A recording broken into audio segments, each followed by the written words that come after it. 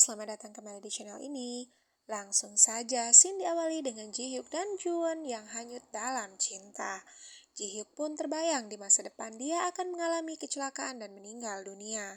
Dia pun mendorong Ji-won dan mengatakan Ji-won akan menyesal jika bersama Ji-hyuk.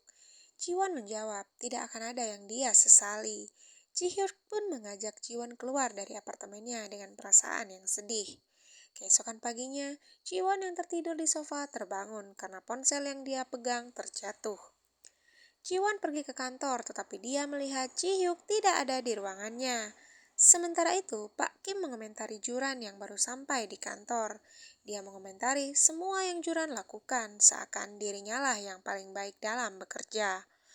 Huion dan Ji-won pun membicarakan Pak Kim dan menasihati Juran agar menegur sikap Pak Kim.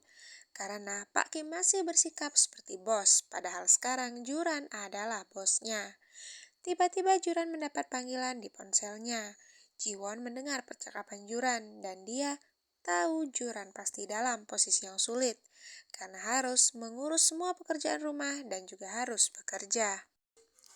Ji-won masih melihat Ji-hyuk tidak ada di kantor dan Juran mengatakan Ji-hyuk mengambil cuti sakit. Ji-won khawatir pada Ji-hyuk. Dia membuatkan bubur dan membawa ke apartemen Ji-hyuk. Ji-won memberanikan diri untuk menekan belnya, tetapi dia mendengar suara dari dalam. Dia pun sangat cemas dan menekan sendiri kata sandi yang pernah Ji-hyuk beritahu padanya.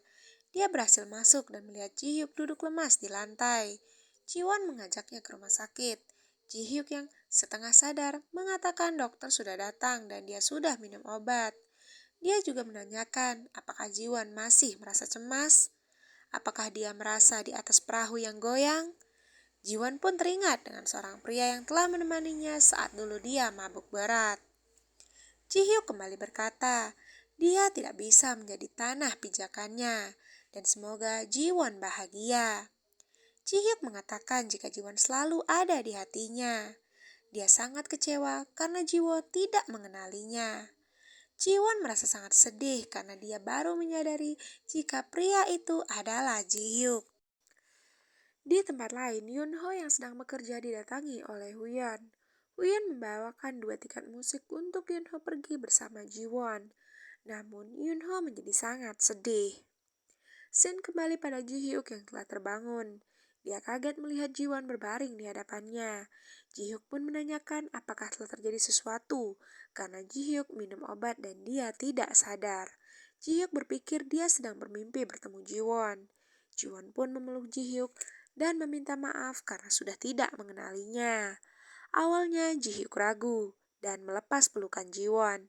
Namun Ji-won mengatakan saat Ji-hyuk menyatakan perasaannya, Ji-won seperti punya alasan lagi untuk hidup kembali, mempercayai orang lagi, menyukai seseorang, dan hidup bahagia.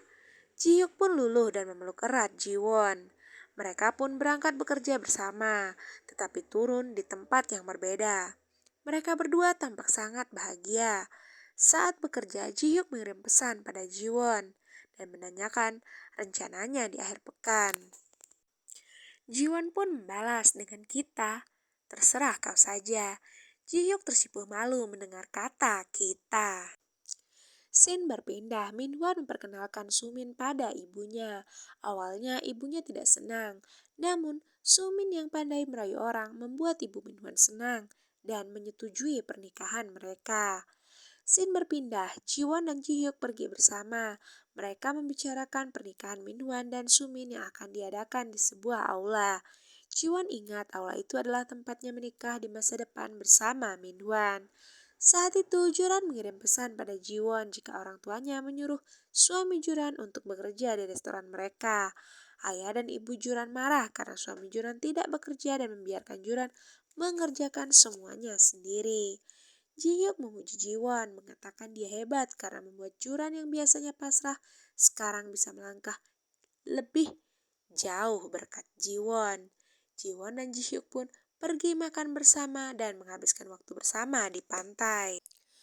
Scene berpindah di kantor, orang-orang membicarakan Pak Kim karena Pak Kim duduk di kursi Juran. Dia bahkan bertingkah seperti manajer saat ada orang baru yang masuk di tim Juran. Tepat saat itu Juran datang, tetapi Juran yang sekarang bukanlah Juran yang dulu. Dia pun menegur Pak Kim dan menegaskan jika sekarang dialah atasannya. Pak Kim kaget mendengar cara bicara Juran padanya. Namun Juran menjawab, Juran menghormati Pak Kim. Namun Pak Kimlah yang tidak pernah menghormatinya. Juran pun menanyakan, mulai saat ini ingin saling menghormati saja atau Juran akan berbicara dengan santai pada Pak Kim. Pak Kim pun benar-benar malu dan tak bisa berkata-kata. Scene berpindah, Juran mengadakan acara makan-makan di restoran ayahnya. Juran mengundang timnya di kantor. Juran juga mengundang Pak Li. Saat Pak Li tiba di depan restoran, dia tak sengaja melihat seseorang pria dan wanita yang terlihat seperti pasangan.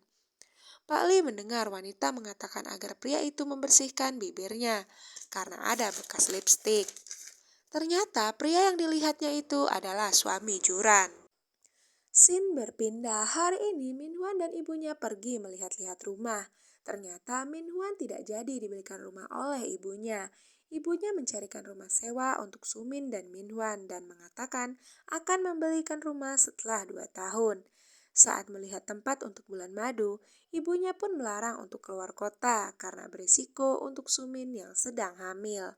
Semua hal diatur oleh Ibu Min Hwan, mulai dari riasan hingga gaun pengantin dan juga kartu undangan. Sumin yang kesal melampiaskan pada Min Hwan, namun Min Hwan mengatakan untuk mengeluh saja pada ibunya. Min Hwan pun sibuk sendiri dengan ponselnya dan tidak menghiraukan Sumin.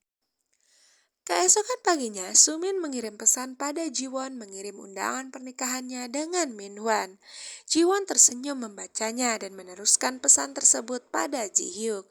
Tiba-tiba semua orang di kantor juga menerima pesan dan mulai berbisik-bisik.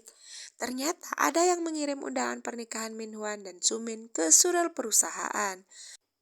Min Hwan bingung, semua mata tertuju padanya. Salah seorang teman menyuruh Min Hwan membuka surelnya. Min Hwan pun berlari ke ruangan Pak Li dan mengeluh karena pernikahannya diumumkan di surel perusahaan. Pak Li mengatakan saat ada yang menikah, maka akan diumumkan dan diberi hadiah uang dan tim juga diberikan cuti untuk menghadiri pernikahan tersebut. Min Hwan juga akan diberi cuti untuk bulan madu. Ternyata, Ji Hyuk-lah yang sebenarnya mengirim undangan itu pada Pak Li. Scene berpindah, Min Hwan yang telah sampai di rumah marah-marah pada Sumin karena mengirim undangan ke kantor. Ibunya memarahi Min Hwan karena berteriak pada Sumin yang sedang hamil. Ibunya pun menjauhkan Sumin dari Min Hwan. Di tempat lain, Jiwon yang sedang bersama Ji Hyuk menerima pesan dari Won yang mengatakan akan datang ke pernikahan Min Hwan. Saat itu, Jiwon mendengar Ji Hyuk mengigau dan mengatakan, "Aku ingin hidup."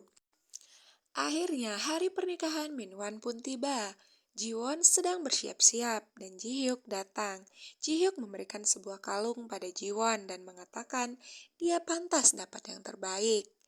Di tempat acara, Min Hwan dan ibunya sedang menyambut para tamu.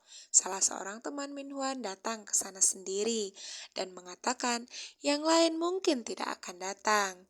Tiba-tiba saat itu Jiwon datang. Awalnya Min Hwan sangat senang melihat Jiwon datang. Jiwon memberinya amplop dan Min Hwan menerimanya dengan senang hati. Saat sadar Jiwon datang bersama Ji Hyuk, Min Hwan menjadi kesal. Dia pun memeriksa amplop yang diberikan oleh Jiwon. Isinya adalah surat tuntutan pinjaman uang. Min Hwan pun menjadi semakin kesal. Jiwon kemudian pergi menemui Sumin. Jiwon mengucapkan selamat telah memungut sampahku. Jiwon lalu melempar tas yang dibelikan Min Hwan pada Sumin dan mengatakan itu untuknya. Sumin pun mulai berpikir jika Jiwon telah membuang Min Hwan dan dia mulai resah. Tetapi kemudian dia meyakinkan dirinya jika dialah yang menang karena berhasil merebut Min Hwan dan keluarga yang seharusnya menjadi keluarga Jiwon. Yunho juga datang dan menyapa Jiwon. Yunho mengatakan Sumin mengundangnya. Dan Yeji serta teman-temannya juga datang. Mereka ingin balas dendam pada Sumin. Yeji dan temannya berhasil membuat keributan di acara pernikahan Sumin dan tersenyum pada Jiwon. Yunho yang melihat Jiwon pergi bersama Jihyuk pun sadar jika Jiwon telah memilih Jihyuk. Hyeon mengajak Yunho untuk makan bersama. Namun Yunho mengatakan jika dia mau makan di tempat lain, maka Yunho akan mentraktirnya. Tentu saja Hyeon tidak menolaknya. Namun Hyeon bingung karena tidak melihat Juran. Juran seharusnya juga datang. Ternyata Juran ada di kantor. Pak Lee pergi ke gudang dan menemukan Juran ada di sana. Juran menangis dan mengatakan dia terkena kanker perut. Sementara itu, Jiwon dan Jihyuk hampir sampai di apartemennya. Saat akan masuk, mereka disambut oleh Yura. Ternyata Yura datang untuk menemui Jihyuk karena dia telah membatalkan pertunangannya dengan Yura.